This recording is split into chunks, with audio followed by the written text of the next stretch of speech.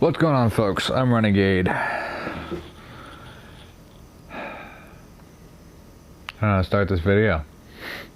Well, for those of you who have been subscribed to me for a while, you might have noticed that my channel took a bit of a turn and has changed a bit since November. I haven't been as productive. I haven't been doing as much of the fun stuff.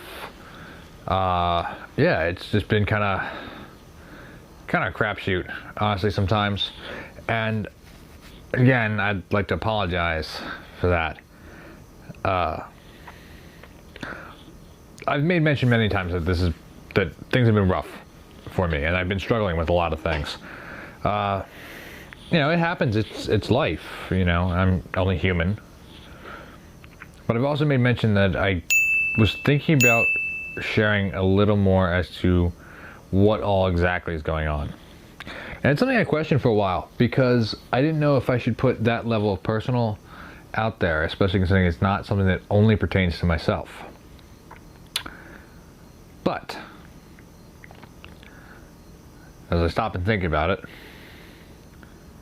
well, I'm the one with the channel, I'm the one with the camera, I'm the one with the microphone. And I honestly believe that a good lesson can be taken from this. So, gotta tell y'all.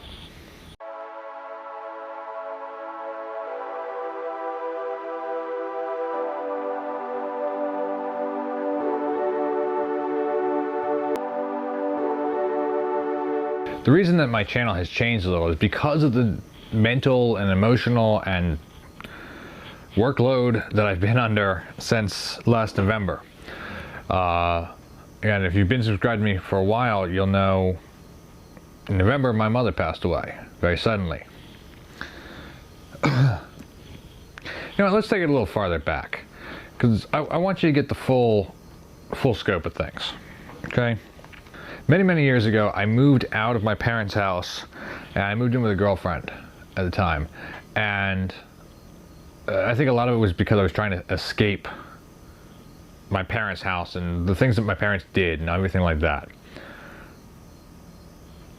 Things to say they didn't go well with that girlfriend would be an understatement.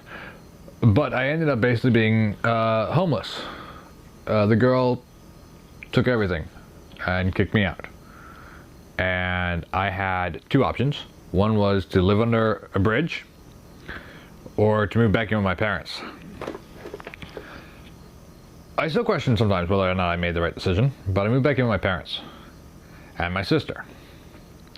Now, you should also know that this area that I live in is not exactly super easy for work and like finding work and making money and saving up, especially when there are other factors at play. For example, an alcoholic father and a narcissistic mother. Now, I should also say that I don't tell you any of this stuff because I want your pity. I don't want your sympathy. Keep it. I don't want it.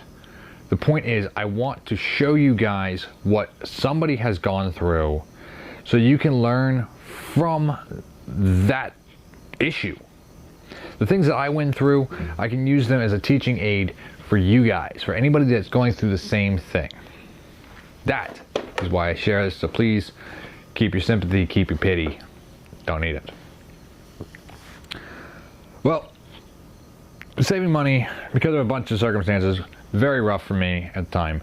So for many years, I continued to, as an adult, live with my parents and my sister. And, you know, I guess at least it's a roof over my head. But things weren't always so great. It's the backstory. In November, my mother passes away. I did just briefly make mention of the fact that my father is an alcoholic. My father is a Jekyll and Hyde style, abusive, mean alcoholic. Yeah, loads of fun. Now I might get into that another day, and explain what that's like living with, and kind of some of the things that I've dealt with because of it. If you want to see that video, make sure you leave a comment down below. Let me know if you want to see it. Well, for a multitude of reasons that we won't get into necessarily, after my mother passed away, my father went deep into the bottle. Like, from November, since mid-November when she passed away, up until the last time I saw him, my father was never sober. He was always drunk. And when my father gets drunk, he gets mean, he gets nasty, and he picks fights. And it doesn't have to be about anything, he picks a fight. Could be doing nothing. And when he gets nasty, he makes a lot of threats. My father's level of abuse and harassment reached an absolute pinnacle, to the point where I applied for and was granted a temporary restraining order that I felt I had to get because I had no other option to protect this house and protect my sister, protect myself, protect my girlfriend at the time, protect our property, our vehicles, everything. Yes, this is a hell of a backstory, but we're getting to the point of it soon, I promise. So an interesting thing about this house, although it has been my family house where I grew up, this house is owned by my grandparents. They bought it many years ago for my parents, and specifically for my sister and I, so that no matter whatever happened, Aaron and I would be taken care of. So they own the house. It was to be left in their will to my mother. When my mother passed away, the will was changed to be my sister and I. So this house will be ours. We are the heir apparents to this house. That is important just because you notice that it was never my father's house. Now, they did live here, and it was their home, and they ran it as though it was their house, which was the agreement. It's supposed to be. But it was never his house. It was never meant to be his house, and it was because of his behavior that it was never meant to be his house. Now, I realize this is a lot of very personal stuff that I'm getting into. I'm still not 100% sure I should be telling it all. But, like I said, you guys can learn from this. So, that's why I do it. Well, after the restraining order, and it was a whole process. I had to go to a court hearing to see about making it a final restraining order. Wasn't granted the final restraining order, whatever. He moved. Leaving the house exactly as it was for my sister and I. Which, on one hand, it's good because we're dealing with something really strange now. We're dealing with peace, which for us is very, very strange. We're not used to peace. I've never been a peaceful person. In fact, I jokingly say that I could never do yoga because the quiet of it would just tear my brain to shreds. I'm much more of a loud noise and chaos type of person from growing up. Again, maybe I'll get more into that later. I don't know. Probably not. We'll see. Anyway, dealing with peace. It's a wonderful thing. But in the process, it also left all of his stuff here. And it left a lot of the baggage that I didn't have to deal with. Now, I mean, I'll tell you right now, like, this was never part of the plan. I was never planning on continuing to live here. I was always hoping to move and get my own place. This is a very strange hand that I've been dealt. But in the meantime, in the process of all this, it drags up a lot of stuff that I was It was probably in the back of my head somewhere, but I never really took a whole lot of time to think about. One of the things is things that I'm doing around the house, and I'm trying to do a lot of work to this house right now. But like this garage project could have never happened years ago. I wasn't allowed to do anything on the house. Now granted, I've been a mechanic for many, many years. I have worked in maintenance for many, many years. I had the basic knowledge to do a lot of this stuff, but I was never allowed to. Even something as simple as mowing the grass. Nope, can't do that. The reason that is pertinent here is because now I'm stuck in a situation where I have to. I have to do all these things. The grass is not going to get cut by itself. It's got to be cut. And I don't make the money required to pay somebody to cut the grass. There's no landscaper that does this. The gardens have to be maintained and, you know, worked on. Well, same thing. Repairs have to be made. Not that long ago, our well pump bit the dust. Had to replace it. Somebody's got to do it. Hi, I'm that somebody. I've never been a fan of doing projects under the gun like that, but it also drug up an interesting fact of the fact that I was never allowed to. And the question of why was I never allowed to? You know, my father knew that I could do this work. I worked with him for a while, doing maintenance. So if he knew I was capable, why wasn't I allowed? I don't know. Made more interesting by the fact that I've been finding a lot of things that were done incorrectly in this house. Or projects that should have been done before and weren't. Recently I redid my front porch. I took it from what it's looked like for the last 26, I think, years. I'll double check that. To something that looks a lot nicer. But the other part of that is that the decking itself was rotting apart. We had weak spots on the deck where it was questionable. Like, maybe don't step there. It's a little soft. I don't want to fall through. Type of deal. You know, things like that. And I'm finishing projects that were started a long time ago. You know, we have a staircase that has been a work in progress for the last, I don't know, 10 years. I finally finished it. Because I was capable, like I was able to, I was allowed to.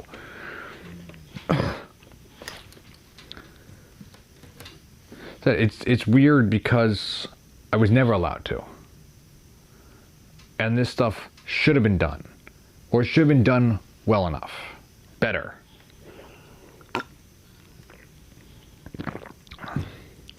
Going through the 3rd floor.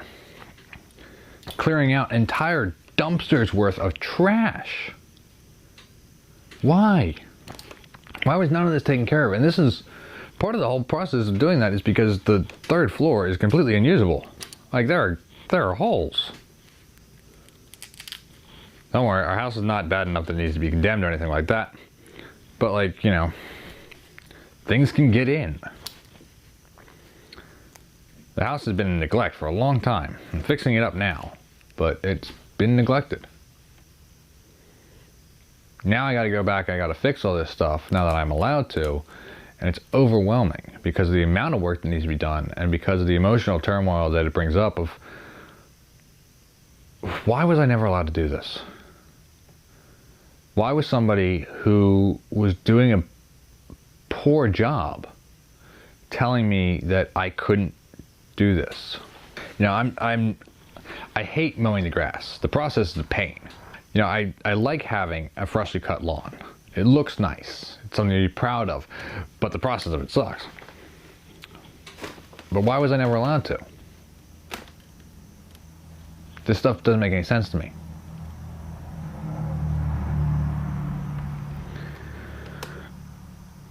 as I sit here and I think about it more and more and more, I remember little things that my parents said to me. Said they were a little abusive, to say the least. But a lot of it was that I didn't know what I was doing. Either that I was ignorant or that I would do it incorrectly. And part of it was just a controlling factor. They didn't want me doing something because,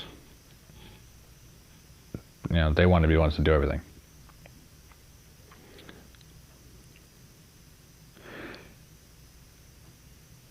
A lot of this wreaked a lot of havoc on my brain for a while. You know, a lot of it was brought on by the fact that when my mother passed away, I had to take care of my father.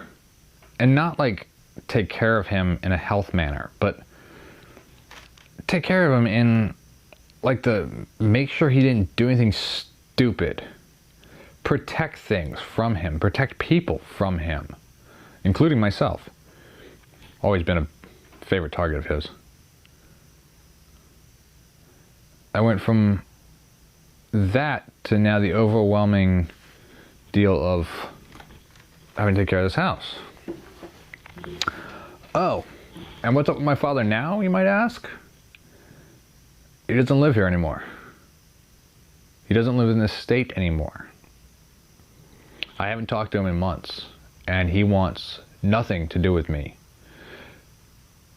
Very easily, presumably because of what happened with this house, and with the catalyst of it being that I tried to talk to him about his alcoholism and the danger and the stress that it puts people in by him continuing to do it, by him continuing to drink, and for him to not admit that he has a problem. Sidebar.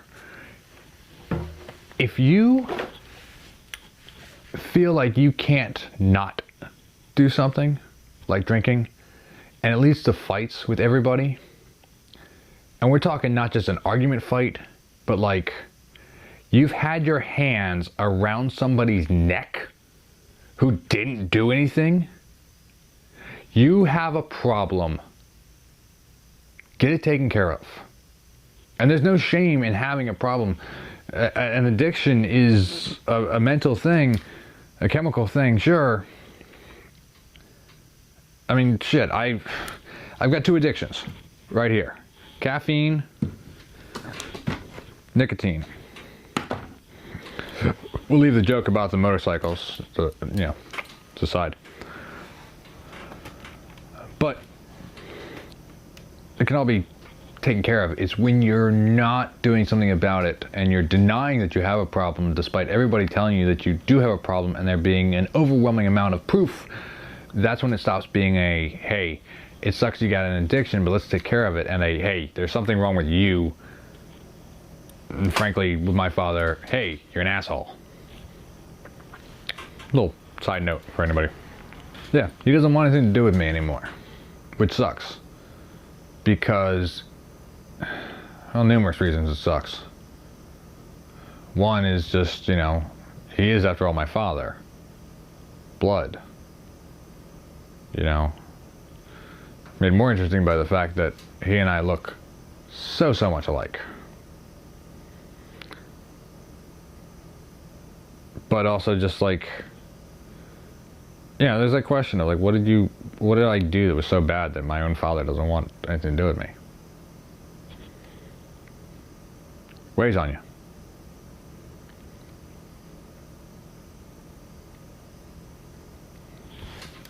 Forgot where I was going with that statement. This is why people shoot with scripts, because they don't lose their shit like I am.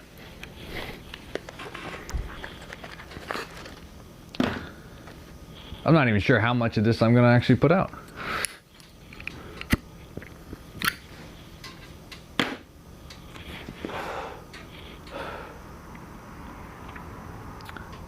It's been a hell of an emotional roller coaster, or a lot of lows because of all this. A lot of beating myself up because I don't know. Probably because I already have depression, so my brain tends to go to a low point anyway. But also just the fact that, like, you know, with the things that I'm dealing with, it's hard not to. It's hard not to look at things and go, why doesn't he want me? How am I so bad that he doesn't want me? How am I so bad that he hates my guts, etc., etc., or that, you know, am I such an idiot that he didn't let me do all these things? Yeah.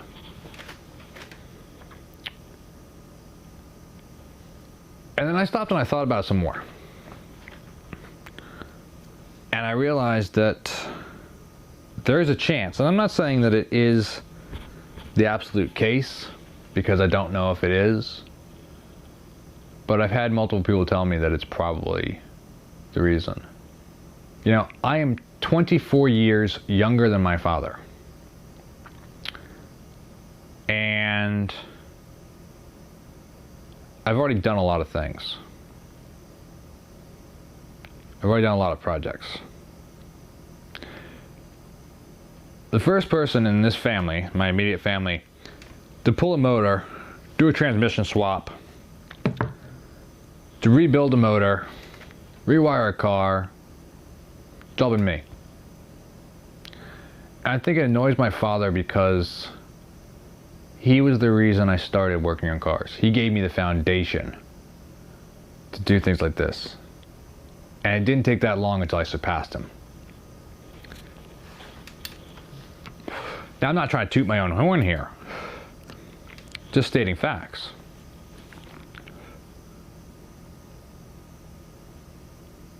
I've done more on cars than he ever has.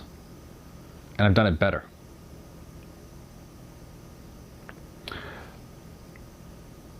A running theory from multiple people is that quite possibly he is jealous because he knows that I am better. Because I can do better. Because I have a future. Whether it be building cool motorcycles and cars that, you know, I can make a profit off of and earn a living off of, or whether it be YouTube, showing you guys this stuff and giving you entertainment as well as information. I have that ability. I know it. I've never, when I say I'm not trying to toot my own horn, I never do. To call me humble or modest would be completely wrong because I don't think of myself as being anything special. I'm a normal person. I don't think I'm overly talented at anything. Probably because of past things, but whatever. But even I know, I have this ability. This is something I can do. I could make it something. I think he knows that. And I think it angers him.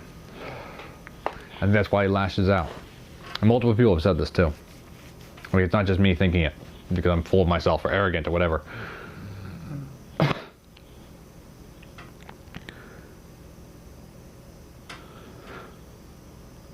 As I stopped and I thought about it, and I even had an exchange with him once where I was talking about the things I was doing to the house, and you could tell like the heart sinking feeling that was just plastered all over his face and in his body language. So when I realized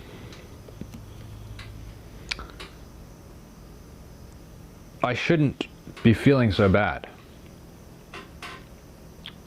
I shouldn't be so depressed and upset because my father doesn't want me, because my father doesn't care, because he's angry at me.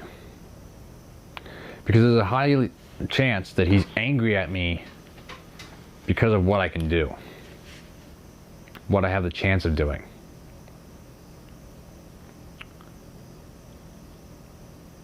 Why should I let that bother me? If you're in a similar circumstance, why should you let that bother you? You shouldn't. You should keep doing what you do. If you're good at it, you should do it. If you enjoy it, you should do it. Who cares whether or not somebody gets angry at you because maybe you're better than they are? I don't normally think I'm better than anybody, to be honest with you. I know I'm not better at doing this to anybody. I'm not a great speaker. I have social anxiety, and I tend to coin a phrase, tie long tails on small kites.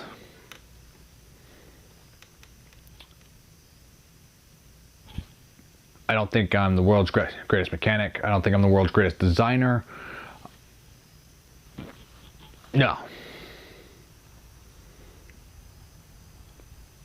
I'm not the world's best at working on houses. I'm not the best at time management.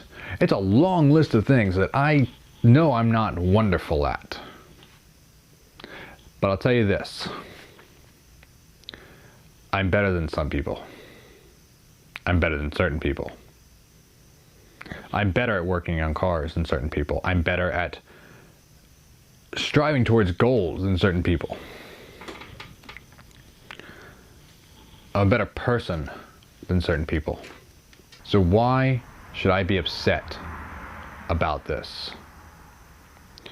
Why shouldn't I push farther along? Push farther, do bigger, do better. I've worked on a bunch of things in this house and improved it.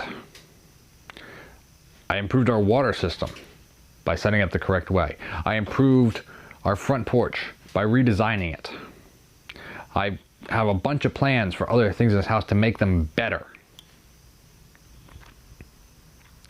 I worked on cars, I worked on motorcycles and brought them back to life. I have sustained and made a car better over the time that I have owned it. I built a beaten down motorcycle into something that's really worthy of being ridden and something to be proud of riding. Something that looks really cool and ran wonderfully. I can do all these things, and I have done all these things, and I'm going to continue to do all these things. You should too. And that's your lesson. Or that's my lesson for you. Regardless of someone who beats you down because of the crap that they have in their own head, don't stop doing what you want to do and what you're good at. If you have a dream, reach for it. Other people's opinions of you, their thoughts of you, their emotions tied to you, they're not in your control. And if anybody has negative emotions about you, especially if it's because they think that you're better than they are, because they get angry because they see you succeed where they themselves fail, oh well. If you're good at something and you want to do something, do it. Even if that just means existing. Even if that just means being you. Be you. Don't let somebody else dictate how you feel about yourself. It's not worth it. I know there are lots of people that are angry at me. I have a whole list of people that I know hate my guts. And some of them for stupid reasons.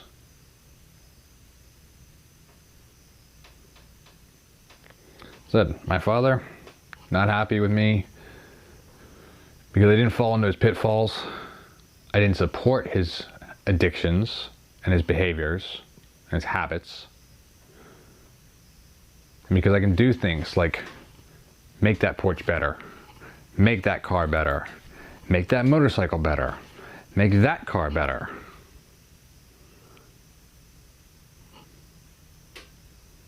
Oh well. I don't care anymore. I don't care if my father dislikes me for these reasons. And if you're dealing with something like that, you shouldn't care either. You should be yourself. I know who I am. I know what I am. And I know what I'm going to keep doing. I hope you guys learn a valuable lesson from this, because it's been a painstaking one for me. But the lesson that I take away from my experiences is not to let bullshit drama rule your life. Don't let someone else's distaste for you, disdain for you, loathing for you, jealousy of you dictate your life. And don't let it wear you down emotionally. I'm not giving up. I'm refusing to let somebody and their toxic behavior and toxic thoughts tear me down. You should too. Till next time, guys, y'all keep rocking and rolling. I want to keep taking care of business. Got a lot of work to do, and it's time I start stepping it up. I got goals to achieve. It's time to get it. See y'all next time.